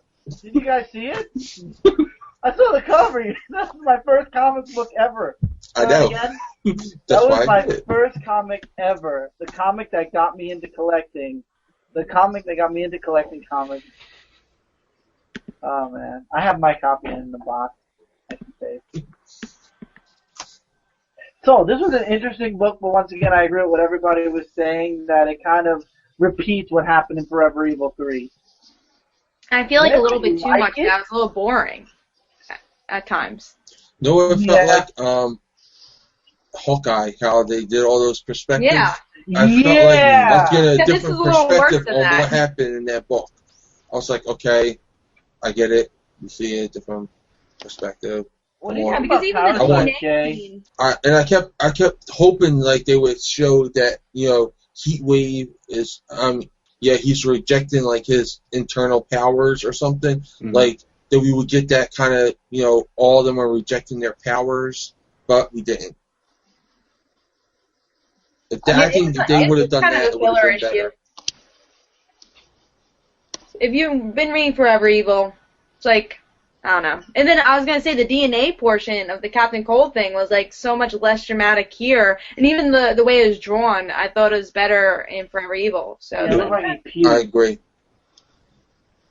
And this one looked like he puked it out. Yeah, it was weird. Yeah, it was really weird in this one. The art's pretty good here, but there's some things that are a little darker, a little weird, like the DNA scene. Yeah, I'm not a fan of the art, really, but... Yeah. It's okay, you can live with it. Hey, Brad, you know who the writer is? Brian Buccellato. He's a good writer, too. Isn't he the one who's writing Flash now? Co-writing. Or no? Co-writing, yeah. Co-writing with Francis Manapul, yeah. I like his writing. He's a co-plotter or writer or something like that. The way But I didn't like... that, does he not like his writing or something? I like Brian Buccellato. Oh, okay. I It was didn't the way like you his, said it. I'm just, I don't know why everybody's hating on the book. No, I didn't like his 2 issues that he did with Flash by himself. I didn't like them. Yeah, I think he works better with Francis Manapul. Yeah, I think together they're a great team, but when he was by himself, it lost some focus. Yeah, like Manapul could bring out the best in anybody though, because like Manapul is one of those creators that like because of his creative process, and especially because of like how beautiful his artwork is, he can really like any writer would be like the second they saw any piece of art that he was like developing for a project with them would be like, I need to up my game. I need to make this stronger because of how beautiful this artwork is. Yeah, because Francis Manapul is my favorite artist, and I've been loving his Flash run, and I'm super excited for their Detective Comics run. I think it's going to be a big sleeper hit once it hits. Flash-wise, I'm really partial to Scott Collins. I never Barry, or drawn. Barry makes his premiere on Arrow this week, doesn't he? Yeah. Looking forward to that. The comic he's going to be doing, or no, Barry Allen will be on. Oh, Barry Allen! Arrow. I thought you were talking about the artist, like you. Yeah, my bad. I'm excited for that, but not this week. Next week. Manapul had a TV show though. It No, only lasted 6 episodes, but he had a TV show. Tomorrow. No, tomorrow because of Thanksgiving, and they're not having it, so it's. Oh yeah. Oh right. Oh okay. Week behind. Yeah, That's right. I was upset too because I've been loving that show. What direction they're going in that shocker from last week. Was there a S.H.I.E.L.D. episode this week? There was, but I taped it. I'll watch it when we're not done. on next week. Though. Yeah, it's still trending on Twitter, so it must have been a good episode. Actually, it's 12 midnight. So should we? About time to wrap it up. As far as the issue goes, real quick, I was just going to say. Yeah, that's why I thought I saw you talking. That's why I stopped. I didn't hate it. It was like they said, it was rehashing a lot. And I was honestly, when I first started reading, I was like, why has Captain Cold got his powers back? And then I was like, oh, they went back. Like, oh, wait. They went back to go forward. Yeah. I think that Brian Buccellato is writing for the trade, really. It feels like, because Rogues Rebellion is going to be a separate trade, obviously, from Forever Evil. So if you read this as its own separate trade, it makes more sense. But right now, as individual issues, it's kind of like repeating what we already saw. They could have done that in one page with a Yeah. kind of Exactly. It made it last too long. They should just show. They should have started at the point where he lost his powers and then worked on that. Yeah. Yeah, that's true. Well, the next issue we won't have to worry about it because they're in Gotham now. We'll see what happens.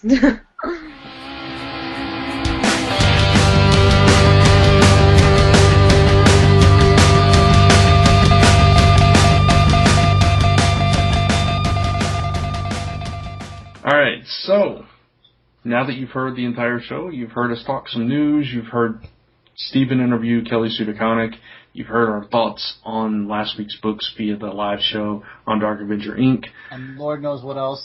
Yeah, exactly. So, fun show, different show, special edition for the holiday, if you will. We'll call it that, and hopefully you buy it. So, we're thankful for our friends. That's why we Yes. have our friends on our recap show with us. exactly. What you can look forward to from Comic Related this week, of course, we already talked about the new shows debuting.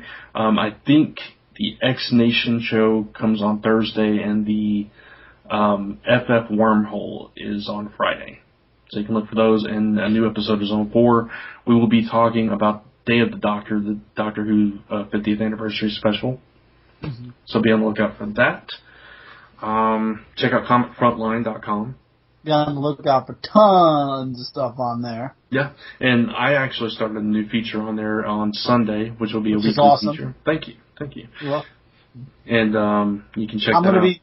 I'm working on a few ideas for there, and I'm also retooling myself for comic related as well, so I'm going to have stuff on both ends. Probably reviews will be on Frontline and stuff like the series I've been doing on comic related, as well as a few other series that I've been mulling over in my head for the past couple of months, but haven't been able to do. But thanks to Brant's help, I am going to say that because Brant is a huge help to me when it comes to stuff that believe me guys, I'm busy or crazy or whatever. I know that's why Brant is literally my partner on every single podcast I do on comic related on Zone 4, because anything I need help with, Brant is literally the help I always have.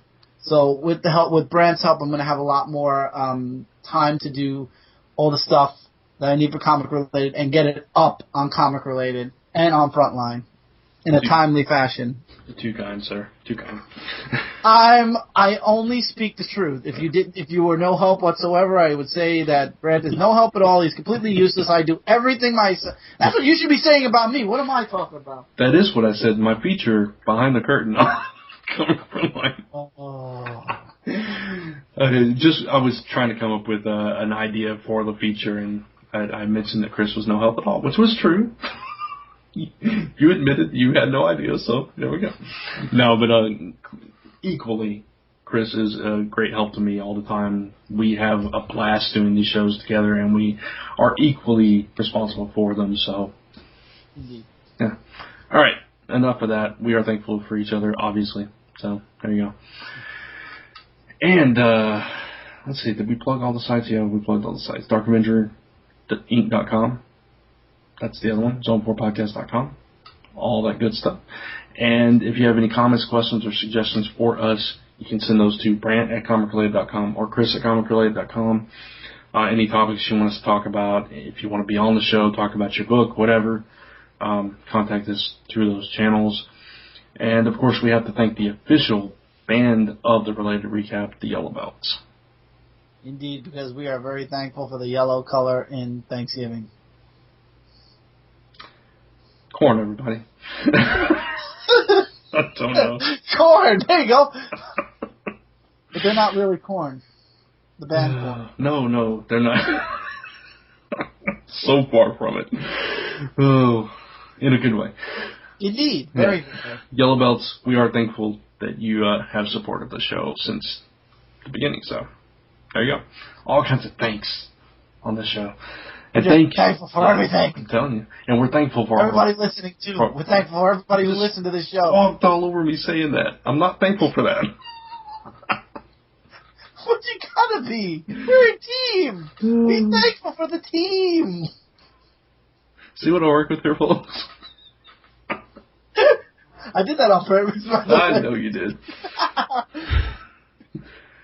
Alright, so, if it's comic related, we will be thankful to review it on this show. Happy Thanksgiving, everybody. Happy Thanksgiving, guys. And gals. And turkeys. And turkeys! Gobble.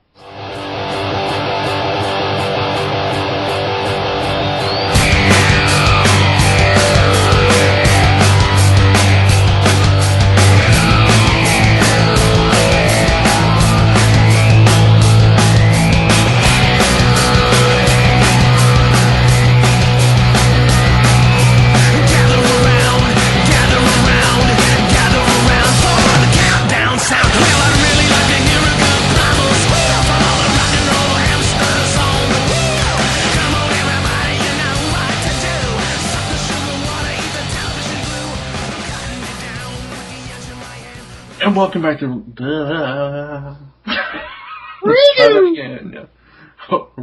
Rewind. Alright. And welcome back to the Related Recap. This is episode 358. I am Brant Fowler. And I'm Chris Ventura. And